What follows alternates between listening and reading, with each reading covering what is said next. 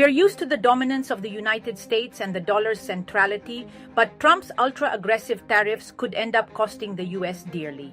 China has long been the main rival, and now it may be on the verge of overtaking. One day, an almost unknown Chinese startup released an artificial intelligence model that matches the early versions of ChatGPT. However, it costs less than 1% of OpenAI's investments. But this is not just a matter of finance, it marks a new phase in the technological war being waged between the United States and China, one that inevitably involves Europe as well. What will happen next? And whose side are you on? The DeepSeek case. Today we're talking about a major conflict that affects us all, the conflict between the US and China.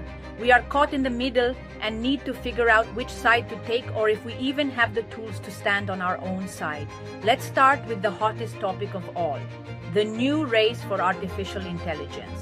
You've probably heard of DeepSeek and the panic it has caused in Silicon Valley. But to truly understand why this Chinese startup is scaring American tech giants, we need to tell the story of its founder.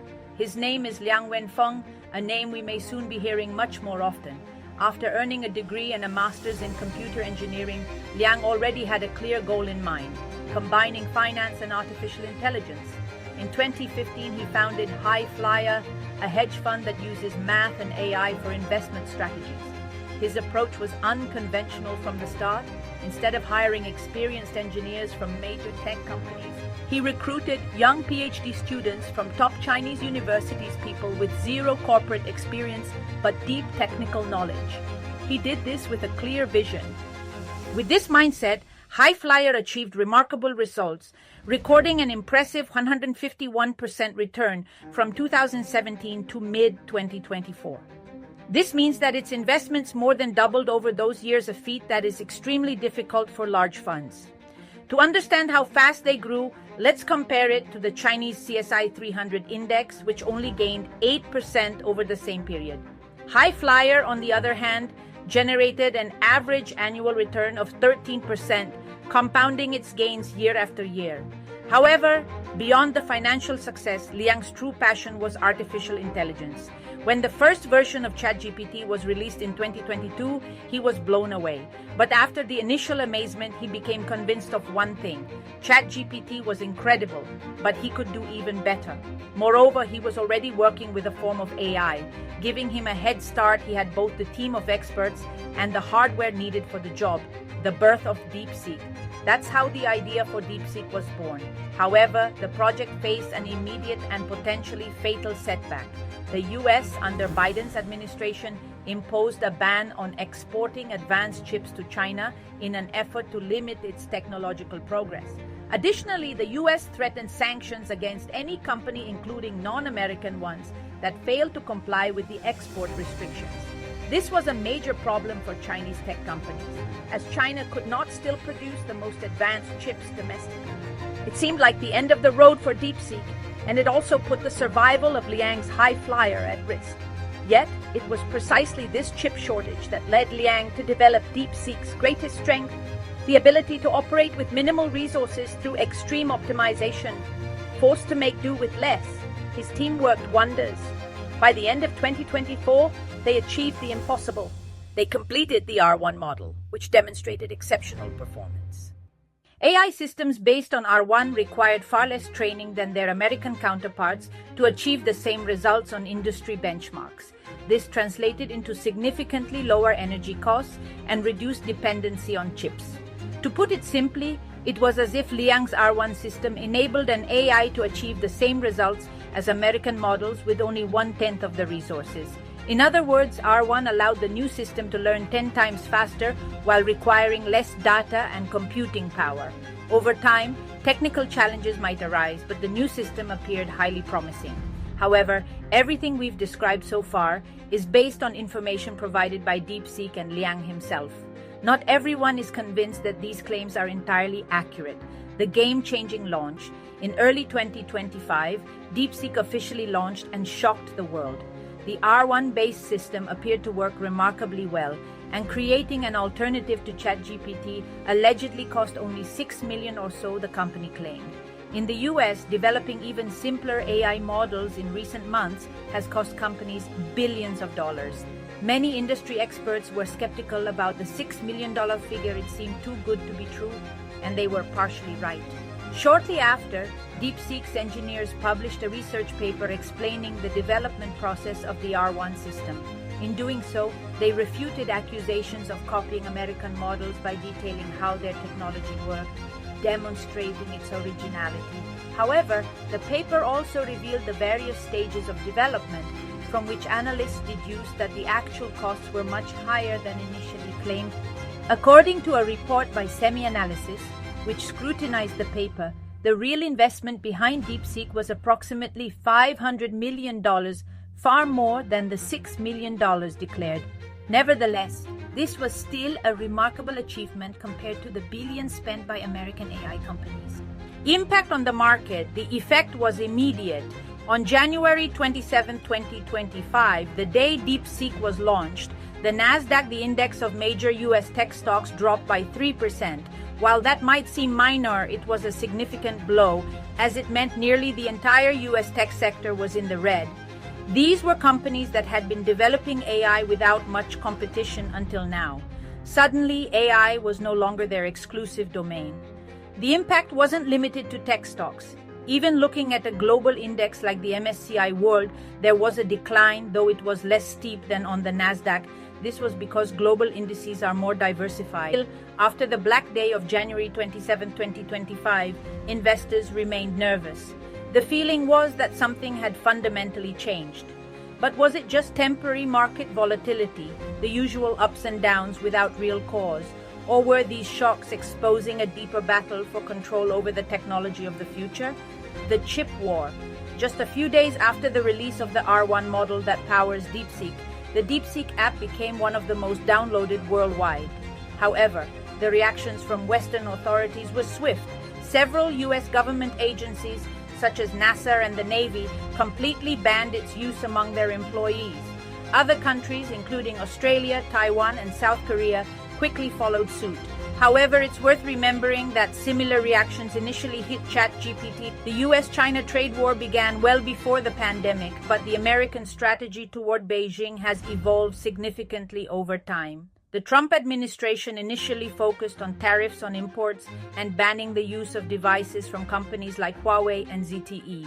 However, under the Biden administration, the focus shifted to chips, the core of new technologies like artificial intelligence. But there's a problem. Over 60% of the world's chips are produced in Taiwan by companies like TSMC. This geopolitical dependency on Taiwan for chips deeply worries the US, particularly given China's threats toward Taiwan's independence. In 2022, the Biden administration allocated $52 billion through the CHIPS Act to bring semiconductor manufacturing back to the US. Then, in October 2022, Biden introduced strict export restrictions on AI-related chips and supercomputers destined for China. These measures not only banned hardware exports, but included software from companies like Cadence and Synopsys, which are used to design the chips themselves. But Biden didn't stop there. He blocked exports of foreign-made chips using U.S. technology and delivered another heavy blow. He even prohibited American citizens from helping China develop its chip technology. It was a full-scale siege and open war. The goal of these measures was to maintain the U.S.'s technological advantage in AI and prevent China from developing innovative military applications. Enter the new Trump administration. Now, with Trump back in power, his administration appears determined to tighten export restrictions on chips even further. However, this time, Trump is combining this strategy with other policies. He has already ordered a full review of trade policies through a new America First approach, set to conclude by April 2025. The goal is to close every loophole in the export bans to China.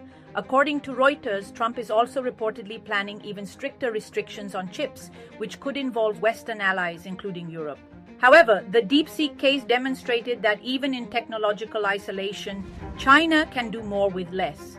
This means the US needs additional strategies to maintain its dominance in AI. For Trump, deregulation is key to defending the competitiveness of US tech giants. On his first day in office, He abolished the requirement for generative AI developers to share their safety test data with the US government. On the same day, the US also officially announced Project Stargate, which aims to invest up to $500 billion to secure US leadership in AI. Stargate is a joint venture between OpenAI, Oracle, SoftBank, and the UAE's MGX fund. The goal is to build massive AI factories in Texas' huge data centers to develop and train increasingly powerful models using even custom-designed chips by OpenAI. The US is going all in, putting everything on the line. China's strategy. While the US was focused on blocking China, China was focusing on itself. DeepSeek didn't emerge by chance. It is the result of a massive, meticulously planned strategy built over years of AI-focused policies. As early as 2017, Beijing launched the Next Generation AI Development Plan, a document outlining a detailed roadmap to make China the global AI superpower by 2030. The Chinese government leveraged its ability to concentrate enormous resources into the tech sector in a short time. However, it left the technological choices and commercialization of products to private companies. One example of this public-private partnership is the National AI Team created in 2017. It consists of 15 Chinese tech companies, each tasked with dominating a specific AI sector: Baidu, autonomous vehicles; Alibaba, smart cities; Tencent, healthcare; iFlyTech, voice recognition. Another key part of this strategy is the military-civil fusion policy, where private companies receive government funding in exchange for allowing the military and government to leverage their innovations. To oversee this effort, Xi Jinping himself chairs the commission dedicated to this military-civil integration, which plays a crucial role in developing controversial surveillance systems. A central pillar of the 2017 plan is resource sharing among AI stakeholders. The Chinese government promotes an open-source philosophy similar to what DeepSeek embodies. However, this is not just about open code, it's a shared innovation model. The plan encourages collaboration between industry, universities, research institutes, and production units by sharing programs and results. The goal?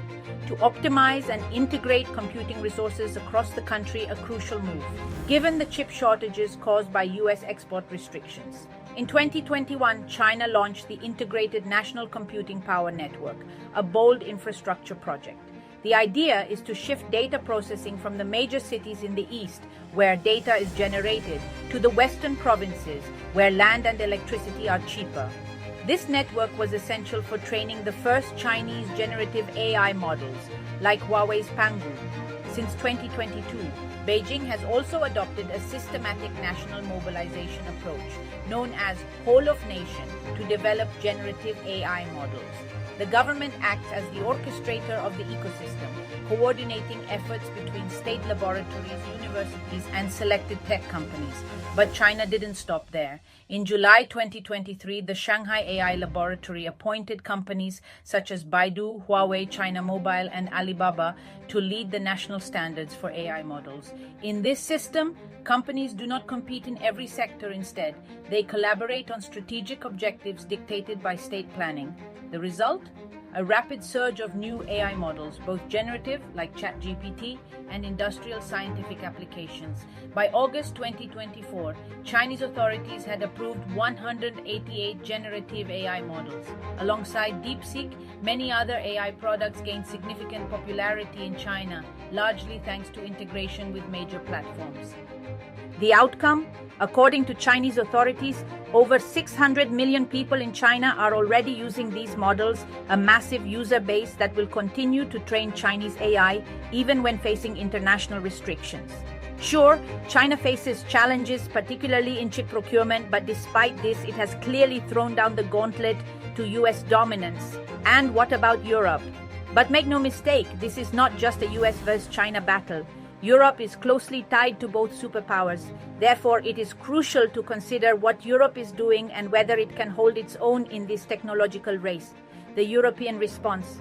While companies like OpenAI, Anthropic, and Google were rolling out new AI models, often accompanied by issues related to data sourcing and exploitation, the European Union decided to focus on regulation and order.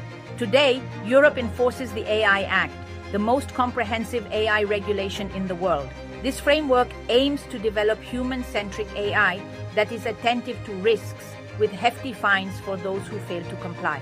However, Trump's deregulation policies, massive US investments, and China's arrival on the scene have demonstrated that rules alone are not enough. At the AI Action Summit in Paris, European Commission President Ursula von der Leyen announced $200 billion in funding for AI development. The plan involves creating 4 gigafactories across Europe, each equipped with 100,000 next-generation chips. These centers will be capable of training complex generative AI models and working on new industrial applications. In addition to public funding, $150 billion will come from the EU AI Champions Initiative, an industrial consortium comprising over 70 European companies. The summit also revealed that the AI race is increasingly becoming a geopolitical competition. During the event, US Vice President J.D. Vance warned that excessive European regulation could stifle the industry. At the end of the summit, the US and the UK refused to sign the joint declaration on ethical AI standards. European AI projects catching up. Despite being behind in the AI race, European AI projects are not in such a bad position. The French startup Mistral AI has developed Le Chat, an open-source model with functionality similar to ChatGPT, Claude, and Gemini. Europe is also tapping into new market opportunities along the AI value chain. According to McKinsey, the greatest economic value in the coming years will lie in end-use applications, those that use AI to solve real-world problems. For example, Harvey is a generative AI platform specializing in legal services and training on legal data using a GPT-based model. It is now used by 10 of the largest US law firms. To avoid missing out on this trend, Europe needs coordinated action. The EU AI Champions Initiative, announced at the Paris summit, provides a clear roadmap in its launch report. Challenges facing Europe. The obstacles, however, are substantial. 1. Fragmented markets. Europe consists of 27 different markets, each with its own regulations. In contrast, US companies have immediate access to 330 million consumers. In Europe, AI startups have to adapt to the rules of each country, slowing their growth and forcing them to burn through more capital just to handle the bureaucratic complexity. 2. Regulatory burdens. Additionally, European banks are more risk-averse and venture capital is less developed, making it harder for startups to secure funding. 3. Infrastructure deficit. By 2030, the demand for computational power is expected to reach 35 GW, compared to the 10 GW currently available in data centers. In terms of hardware, the 2023 European Chips Act aims to double Europe's share of global chip production from 10% to 20% by 2030. This strategy will significantly increase the energy consumption of European data centers, rising from approximately 62 TWh today to over 150 TWh by 2030. A massive increase requiring expanded electricity infrastructure. 4. Cloud computing dependence.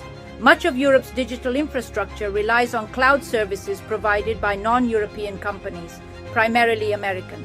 Europe's strengths: data, research, and industrial leadership.